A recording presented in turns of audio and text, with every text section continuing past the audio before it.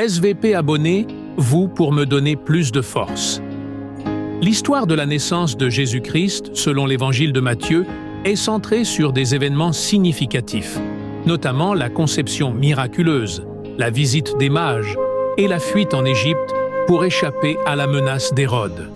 Voici un résumé basé sur Matthieu 1,18 à 2,23.1. La conception de Jésus, Matthieu 1,18 à 25.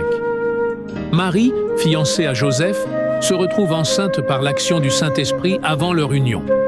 Joseph, homme juste, envisage de rompre secrètement leur fiançailles pour ne pas exposer Marie à la honte publique.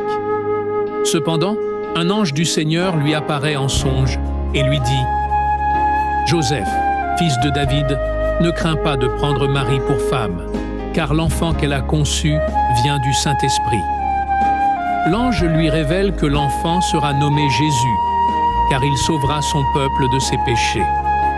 Joseph obéit à l'instruction divine et prend Marie comme épouse, mais ils n'ont pas de relation conjugale avant la naissance de Jésus.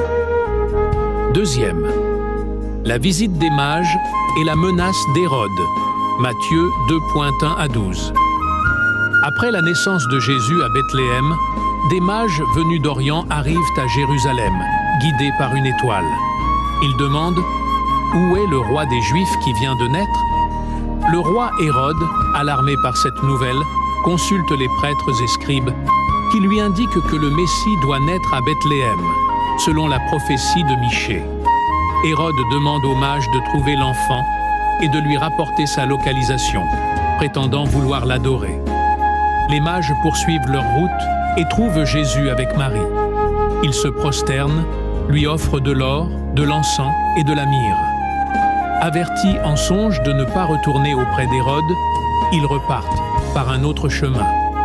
Troisième, la fuite en Égypte, Matthieu 2, 13 à 15.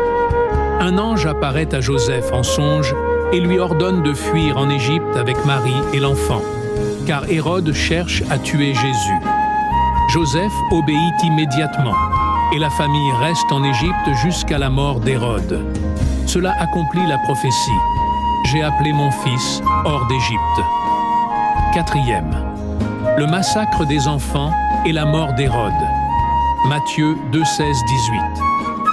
Hérode, furieux d'avoir été trompé par les mages, ordonne de tuer tous les garçons de moins de 2 ans à Bethléem et dans les environs. Cet acte tragique accomplit une prophétie de Jérémie. Une voix s'est fait entendre à Rama, des pleurs et des lamentations. Rachel pleure ses enfants. Cinquième, retour en Israël et installation à Nazareth. Matthieu 2, 22 à 23. Après la mort d'Hérode, un ange ordonne à Joseph de retourner en Israël. Apprenant que le fils d'Hérode, Archélaüs, règne en Judée, Joseph, par crainte, se retire en Galilée et s'installe à Nazareth. Cela accomplit une autre prophétie disant que le Messie serait appelé Nazaréen. Ce récit met en lumière l'accomplissement des prophéties messianiques, la protection divine sur Jésus et le rôle essentiel de Joseph en tant que gardien de la Sainte Famille.